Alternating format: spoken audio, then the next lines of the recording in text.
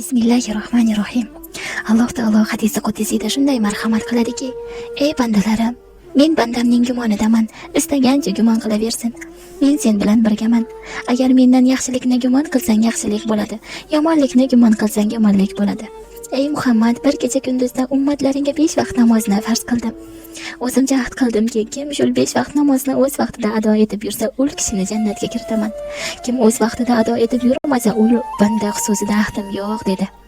Ey odam farzandi, agar senga ajratib qo'yilgan rizqqa qanoat qilsang, rizqing o'zi keladi va mendan ham maqtov olasan. Bordi-yu bu taqsimga qanoat qilmasang, dunyoni sening ustingga sultoni va seni unga xizmatkor qilib qo'yaman. Dunyo uchun cho'ldagi vahshiy hayvonlar kabi yugurasan, ammo senga taqsimlab qo'ygan rizqimdan ortig'ini kelmaydi va o'zing ham mening oldimda xijolat bo'lib qolasan dedi. Ey odam farzandi, men seni do'st tutguvchim. Shunday ekan, shu do'stligim tufayli meni ham o'zingga do'st tutgin, ya'ni yaxshi toat va ibodat qilgin.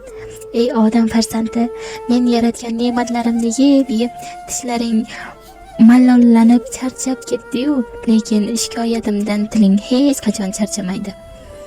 Ey odam farzandi, albatta men seni onang qornida kuch-quvvatsiz va harakatsiz yotgan vaqtingda tarbiya qildim va onang qornida salomat chiqardim. Toki sen oyoqqa turguninggacha onangni dilini senga rahmli va mehribon etib senga moyil qilib qo'ydim. Sen shunday qilib katta bo'lding. Undan so'ng toki meni aql bilan tanib, quvvat bilan ibodat qilarsan degan umidda senga kuch-quvvat berdim. Ammo sen katta bo'lding-da, so'ng meni ibodatlarimdan yuz o'girib, men taqsimlab qo'ygan rizqning talabi bilan mashg'ul bo'lding. Bas, o'zimning aziz va ulug' degan sifatlarimga qasamyod qilamanki, agar dunyo axtarib 7 qat yerning qa'riga kirsang ham, o'zim taqsim qilib qo'ygan o'sha rizqdan zarracha ham miqdorida ziyoda qilmasman dedi. Ey odam farzandi, dunyodagi jamiy narsalar 3 toifaga bo'linadi. Biri menga xosdir, ikkinchisi men bilan sening o'rtamizdadir va yana bir sendadir. Sendan bo'ladigan duodir va mendan bo'ladigan ijobat qilmoqdir. Bas, harom yemasang, duoing to'silib qolmas. Ey odam farzandi, faqirlikdan bo'lgan xavfing do'zaxdan bo'ladigan xavfni dilingdan chiqarib yuboradi. Dunyo ishlarida qilinadigan ko'p va uzoq orzu-havaslar oxirat ishlarini qilishdan to'sib qo'yadi. Dunyo moliga muhabbat mening muhabbatimni dilingdan chiqaradi. Mendan boshqadan izzat istash mening nazar rahmatimdan seni yiroqlashtiradi. Menga ibodat qiluvchilarni do'st tutishing mening senga bo'lgan muhabbatimni yaqin qiladi va meni yomon ko'rib ibodat qilmaydigan kishilarni yomon ko'rishing seni balolardan aritadi. G'azabli va xursand hollaringda ham to'g'ri so'zlashing martaba va darajangni mening nazdimda yuqori qiladi. Maxfiy ihson va sadaqa roziligimni topursan, yetgan balo va musibatlarni berkitish birla yaxshi solihlar qatorida bo'lursan. Ey odam farzandi, menga 3 narsani ixtiyor qildim. Ya'ni oila ahlingni, mol va dunyoning va amalingni. Ammo mol dunyoing sen o'lib oyog'ing yerdan uzilishi bilan ortingda qoladi. Oyog'ing uydan chiqishi bilan oilang ham ajrab qoladilar. Keyin qabrda bo'lasan. Qiyomat kunida faqat yaxshi amal foyda beradi. Amaling tuzuk bo'lsa, sen ham tuzatib qo'yar. Agar yomon bo'lsa, seni axloq qiluvchi yerga topshirar. Ey odam farzandi, sabrli bo'l va o'zingni past tut. O'zim seni oliy darajaga ko'taraman. Istig'for aytgil, mag'firat qilay. Har narsa so'ragil, men uni beray. Menga tavba qil, qabul qilay. Molingdan sadaqa qil, toki molingga baraka beray. Qarindoshlaringga yaxshilik qilib, qo'shilib yur, umringni uzun qilay. Ey odam farzandi, agar dilingda qarolik va badaningda dangasalik va rizqingda tanglik bo'lsa, bas bilginki, bularning sababi behuda va bema'no so'zlarni ko'p so'zlashingdadir. Demak, bundan farzandi, men ne'matlar berguvchiman, shukr qilingizlar. mehribonman, bas istig'for aytingizlar. Ibodat qilishga loyiqdirman, bas ibodat qilingizlar. Maqsad qilishga loyiqdirman, bas maqsad qilib meni izlangizlar. Berguvchidirman, bas har nima bo'lsa so'rangizlar. Ey odam farzandlari, badanlaringiz nozik, ya'ni mening azobimga bardosh bera olmaydi. Safarlaringiz uzoq, yo'llar og'ir, sirot ko'prigi qildan va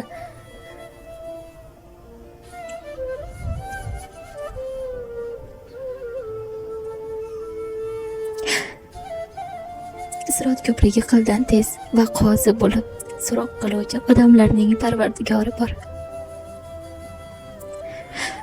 Shularni bila turib, bu o'tkinchi dunyoda va behuda ne'matlarga va ado bo'lib tugaydigan hayotga qandoq g'arbat qilasizlar? Ey odam farzandlari, men sizlarning husnu suratinglarga va mol dunyoinglarga boqmasman, balki dillaringga va qilgan amallaringga boqarman. Ey odam farzandlari, nafsinglarni tavba va yaxshi amal bilan ikrom va ehtirom qilinglar. Bir kuni 50 ming yilga teng bo'lgan qiyomat kelmasidan ilgari mendan qo'rqinglar va amallaringni qilib olinglar. Ey odam farzandi, doim umringni dunyo uchun sarf qilaversang, qachon bundoq bir cheksiz umidlar bilan tavba qilarsan? Ozgina amal bilan oxiratni umid qilasan. Ibodatli va ihsonlaringni so'ngga so'zlaysan u o'zing munofiqlarning ishini qilasan. Ey odam farzandi, agar sen jannatga kirishni yaxshi ko'rsang, shuni bilginki, Parvardigor o'ziga itoat qiluvchini yaxshi ko'radi. Ba'zi Robbing yaxshi ko'rgan amalni qil. O'zing yaxshi ko'radigan joyga kirursan. Agar sen do'zaxni yomon ko'rsang, Parvardigoring gunoh ishlarni yomon ko'radi. Ba'zi u yomon ko'rgan ishlarni qilma, Robbing sen yomon ko'radigan joydan asraydi. Ey odam farzandi, agar mendan uyalsang, harni xohlasang qil. Sho'ring qurg'oy, ey miskin, ya'ni miskin va xor bo'lgur. Ey odam farzandi, sen huzuringga kelgan mening mehmonlarimni siyla. Men ham huzurimga kelgan sening mehmonlaringni, ya'ni senga qarashli kishilar vafot etib kelganda siylayman. Ey odam farzandi, albatta rizq hammaga taqsim qilib va ajal o'lchalib qo'yilgandir. Kasal bo'lganda odam dunyo lazzati va ne'matlaridan mahrumdir. Baxillik hamma joyda yomonligidandir va dunyo ne'matlari cheksiz emasdir. Rizq izlab juda uzoq ketmoq zaharlidir va rizq berguvchi doim tirik va qoyimdir. Ey odam farzandi, qachon balo va musibatga yo'liqsang, meni yodga olasan, lekin qachon u baloni sendan ko'tarsan, meni hech tanimas kishidek esingdan chiqarib yuborasan. Ey odam farzandi, meni sendan ertaga qilinadigan ibodatni bugun talab qilmayman. Ba'z sen ham ertaga kerak bo'ladigan rizqni bugun talab qilmagin. Ey odam farzandi, qachonki men yolg'iz holingda yod etsang, men ham seni yolg'iz yod etarman. Agar jamoat ichida yod etsang, men ul jamoatdan ulug'roq jamoat ichida, ya'ni farishtalar ichida yod etaman. Ey odam farzandi, men Allohdurman, bandalarni o'z qudratim bilan yaratdim. Bas kimlargadir meni yaxshilikni iroda qilib, yaxshi xulqni berib qo'yaman. Kimlargadir yomonlikni bo'lishni iroda qilsam, unga yomon xulqni beraman. Ey odam farzandi, albatta bandam uchun menda har bir ahd bordir. U shulki, agar bandam o'z vaqtida namozlarini ado etib yursa, men uni azobga qo'ymay jannatga kiritaman. Ey odam farzandlari, albatta islom dini o'zimga loyiq ko'rgan va men rozi bo'ladigan dindir. Bu dinni xushmuomalalik bilan xushulik tuzatgay. Bas qaysi joyda va qaysi odamni bu dinni topsangiz, uni siylanglar. Ey odam farzandlari, men zulmni o'zimga harom qildim va uni sizlarni o'rtalaringizda ham harom qildim. Bas bir-biringizga zulm qilmanglar. Ey odam farzandlari, men sizlarning amallaringizni hisoblab borib, qiyomat kunida ajrni tamom berurman. Bas har bir kam yaxshi amal qilgan bo'lsa, Xudoga hamd aytsin. Lekin agar yomon amal qilgan bo'lsa, unda o'zini malomat qilaversin. Ey odam farzandi, albatta sen Xudoning azobiga dosh bera olmaysan. Shunday ekan Xudoning azobidan qutulmoq uchun mana bu duoni o'qib yurmaysanmi? Mazmuni bunday: Parvardigor, bizlarga bu dunyo va oxiratdagi yaxshiliklarni bergin va do'zaxdan saqlagin. Ey odam farzandi, albatta sen duo qilib, umid qilib yursang, senda qancha gunoh bo'lsa ham kechiraman. Oz ko'piga parvo qilmayman. Ey odam farzandlari, agar mening rahmatimni yaxshi ko'radigan bo'lsangizlar, bas men yaratgan narsalarga rahm shafqat qilingizlar. Ey odam farzandi, g'azab kelganda meni yodingga olgin. Men ham seni g'azabim kelganda yodimga olurman. Ya'ni halok qiladigan kishilarga seni ham qo'shib halok qilmasman. Ey odam farzandi, albatta soch va soqoling oqi mening nurimdir. Men nurimni o'z do'zaxim olovida kuydirgani hayo qilaman. Shunday ekan sen ham mendan hayo qilgin. Ey odam farzandlari, do'zax o'rniga jannatni ixtiyor qilinglar va amalingizni kufr, shirk va gunoh bilan botil qilmangizlarki, do'zaxga tushgaysizlar va unda abadiy azobga qolursizlar. Ey odam farzandi, qachon bir bandam mening jamolimni ko'rishni istasa, men ham shul bandamni ko'rishni istayman. Ammo biror banda meni ko'rgisi kelmasa, men ham ul bandamni ko'rishni istamayman. Men jannatda ko'rish mumkin, do'zaxda hech kimga ko'rinmayman. Ey odam farzandi, albatta sen meni yod etib va ne'matlarimga shukr qilib yursang, men ihsonimni yana ziyoda qilaveraman. Agar meni yod etmay esdan chiqarsang va ne'matlarimga shukr qilmay kufr qilsang, berib turgan in'omim va ihsonimni ham to'sib qo'yaman. Ey odam farzandi, kim iftorni vaqtidan kechiktirmay kun botishi bilan ro'zasini ochsa, ro'zador bandalarim ichida o'sha menga do'st va yaxshiroqdir. Bandalarimning ibodatlari ichida menga suyuklirog'i mening yo'limda yaxshi amallarga targ'ib va xolis nasihat qilishdir. Ey odam farzandi, kelib turgan rizqingga qanoat qilmasang, dilingga orzu havaslarni solib qo'yaman. Ular hech tugamaydi va sen ulardan abadiy qutula olmaysan. Ey odam farzandi, men uchun xolis amal qil va so'ragil. Men so'rovchilar istagan narsasini afzal qilib beraman. Ey odam farzandi, albatta men bir maxfiy kon edim, bas o'zimni oshkor etib tanilayin deb iroda qildim va butun xalqni yaratdim. Men mol, dunyo maxfiy amr qildimki, ey dunyo, sen mening do'st bandalarimga xor va e'tiborsiz bo'lgin, toki ularning mehr va muhabbatlari senga emas, menga moyil bo'lsin. Agar Alloh nazdida mol dunyoning qadri zarracha bo'lsa edi, uni avval payg'ambarlarga, so'ngra avliyo va anbiyolarga ravo qilgan bo'lar edi. Parvardigor mol dunyoga hirs qo'yishdan va uning fitnasidan o'z panohingda saqlagin. Ey odam farzandi, bilginki, garchi o'zing istamasang ham bir kun albatta boshingga o'lim kelur. Shunday ekan Parvardigoring hukmiga bo'yinsun. Axir qiyomatga qayta tirilib Allohga hisob berasan. Ey odam farzandi, sen to 4 xil o'limni totib ko'rmaguningcha Alloh uchun xolis biror amal qila olmaysan. Birinchisi qizil o'lim, ya'ni podshohlardan, johillardan va ro'zg'ordan yetib turadigan jafolarni ko'tara bilish va uni xalqdan dafn qilish. Ikkinchisi oq o'lim, ya'ni tilini turli yomon so'zlardan saqlash. Uchinchisi qora o'lim, ya'ni nafs havoga qarshi harakat bo'lish. To'rtinchisi sariq o'lim, ya'ni har bir narsa va voqeadan iborat olish. Bu hislarga ega bo'lishlik qiyin va mashaqqatlari bo'lgani uchun ular o'limga o'xshatiladi. Ey odam farzandi, bilginki, mening yo'limda adashib umri zalolatda o'tganlarga bu dunyo qiyomat hisob kitobi unutganlar uchun og'ir azobli beriladi. Ey odam farzandi, bilginki, insonga halollik qatra-qatra kelur, harom esa sel kabi mo'l-mo'l kelur.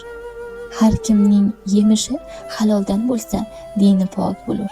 Ey odam farzandi, bilginki, qaysi bir bandaning qalbini mol dunyo yig'ish sehri ishg'ol qilgan bo'lsa, uning fikri xavfi bilan band qilib qo'yaman. O'limni esidan chiqarib qo'yadi va yana uni mol dunyo yig'ish bilan ovora sarson qilib, oxiratini eslamaydigan g'ofil qilib qo'yaman. Ey odam farzandi, bilginki, mening yo'limda xolis niyat ila qilingan amallaringni qabul etaman.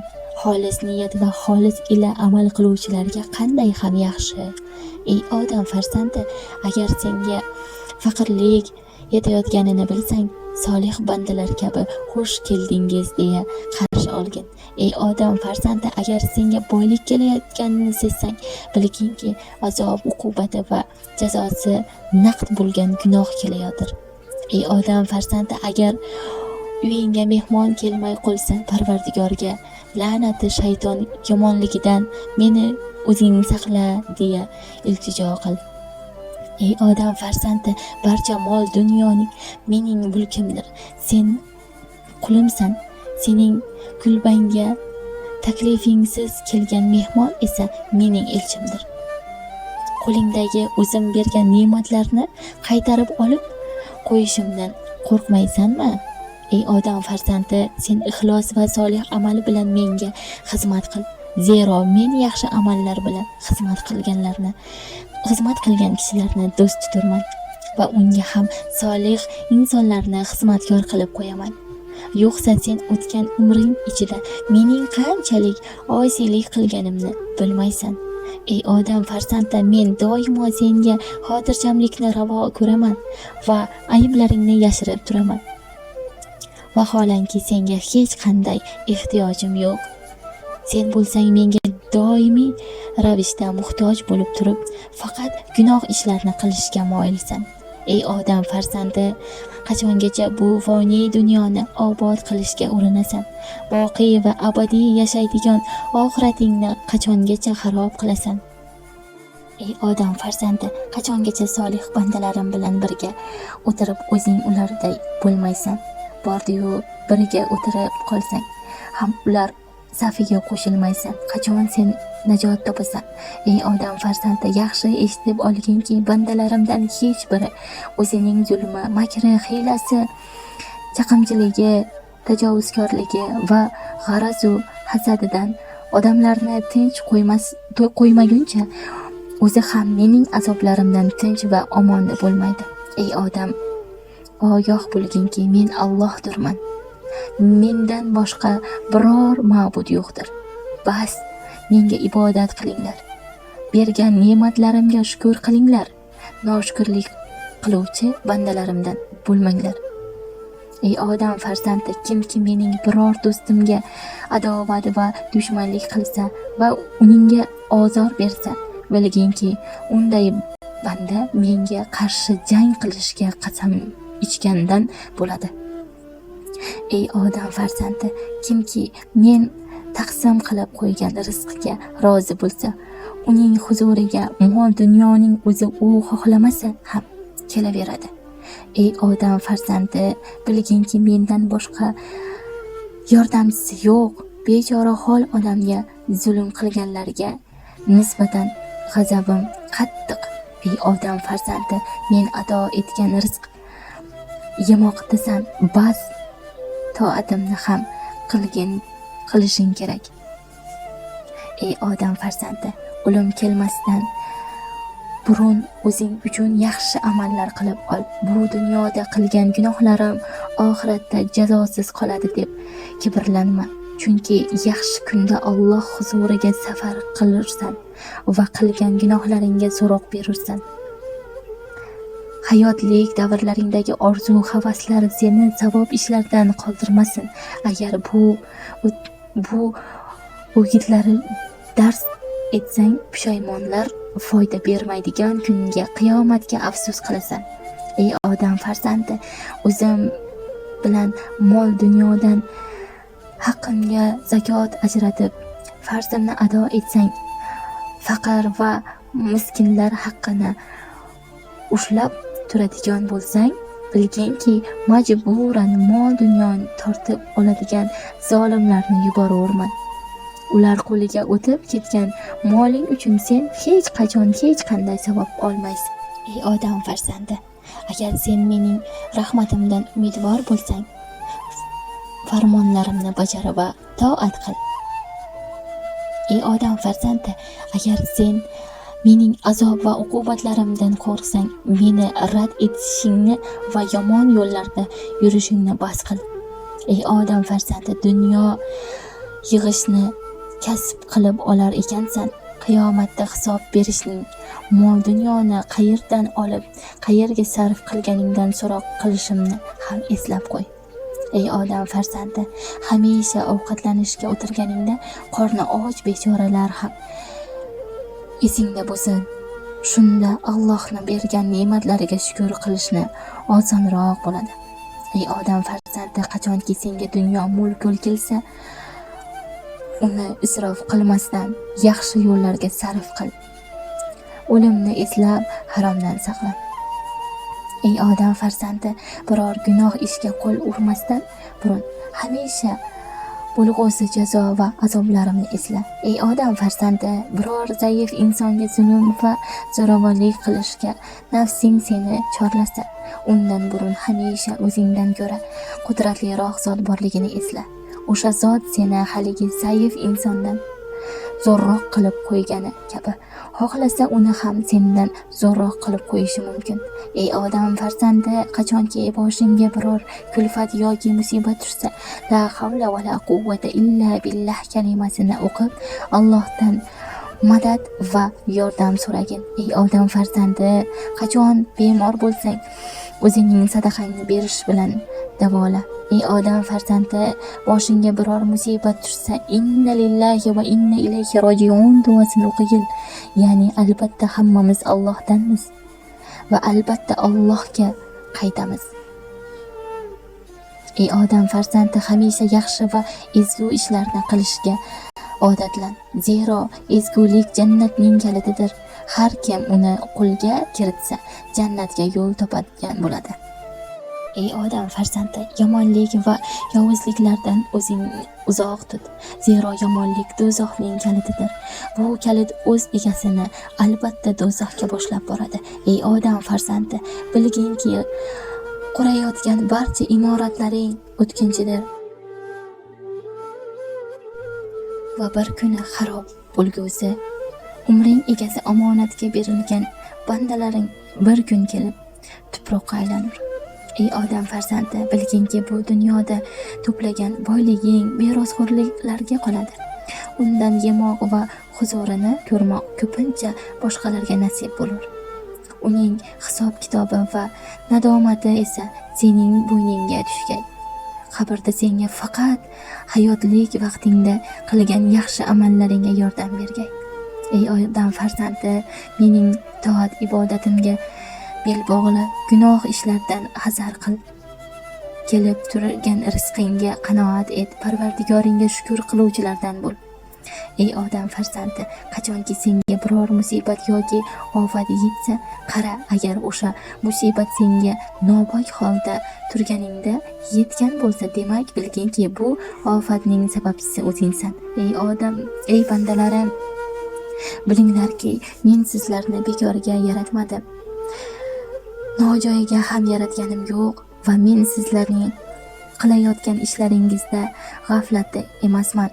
Ey odam farzandlari, sizlar mening huzurimdagi parsalarimga faqat mening roziligimni talab qilish yo'lida o'zlaringiz xush ko'rmagan narsalarga sabr qilmaguncha yeta olmaysizlar. Menga itoat qilishda bardoshlik, menga osiy, gunohkor bo'lib jazoga giriftor bo'lishdan osonroqdir. Ey odam farzandi, dunyo oxiratda hovlisi yo'q odamning hovlisidir. Dunyoga aql yo'q odamlarga shod bo'ladi va iymon. Ey dunyo ahli, kimki dunyo huzur halovatini tanlab qilsa, uning ma'rifati yo'qligi, kimki o'tkinchi ne'matni, tugaydigan hayoti va bid'atiga rohati yaxshi ko'rsa, u o'ziga jabr qilgan, Robbisiga gunohkor bo'lgani, oxiratini unutganidir va dunyo u odamni aldaganini belgisidir. Ey odam farzandi, o'lmas ozuqa bo'lgan uchun dunyoga rozi bo'lgan. Zero ko'rinmas askar zot bor, Alloh abadiy tirikdir. Ey odam, ey bandalarim, agar mendan bir bandam so'rasa beraman, agar mendan so'ramasa unga g'azabim keladi. Ey bandam, agar menga bir qarich yaqin kelsang, men ham senga bir quloch yaqinlashaman. Agar menga qarab sekin yursang, men senga qarab qattiqroq yuguraman. Ey odam farzandi, meni osiy kunlarda eslagin.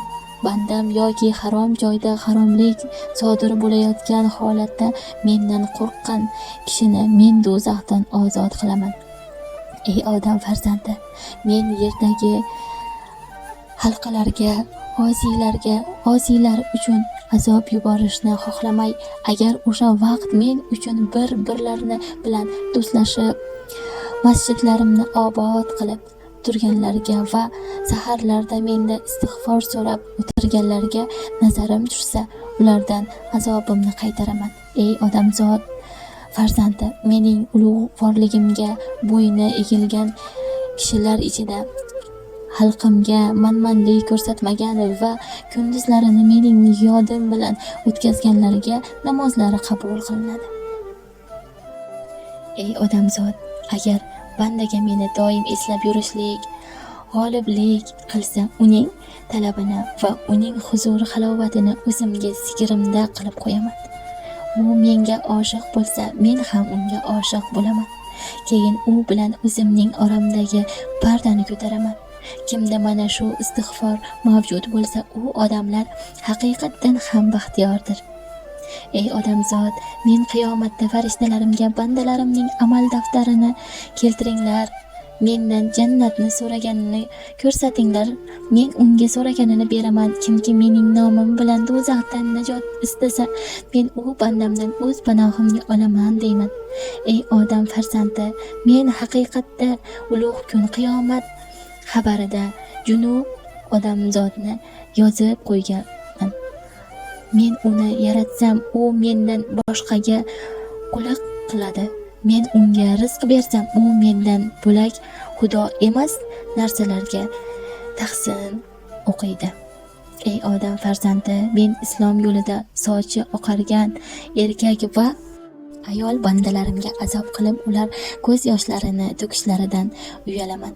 Ey odam farzandi, qaysi bandam biron yaxshilik amal qilishga qasd qilsa, lekin uni qilmasa, unga o'sha yaxshilikni niyat qilgani uchun bir savob, agar uni amalga oshirsa, men unga 10 marta hasanot savob qilib 700 martagacha ziyoda qilib yozaman. Agar bir yomonlikka qasd qilib uni amalda bajo keltirmasa, unga yomonlikni yozmayman. Ey bandalarim, men bandalarim ichida bir mo'min kishi biron musibat yetkazib imtihon qilsam, u menga hamd aytib, mening imtihonimga sabr qilsa, u o'sha joydan turganida xatodan, gunohlaridan onasi tuqqan kundek pok bo'lib qoladi. Mashalloh. Ey bandalarim, qaysi bandam mening roziligimni istab jihod din uchun yoki gunohlaridan o'zini himoya etish uchun kurash qilsa, mening uning oxiratiga kafil bo'laman.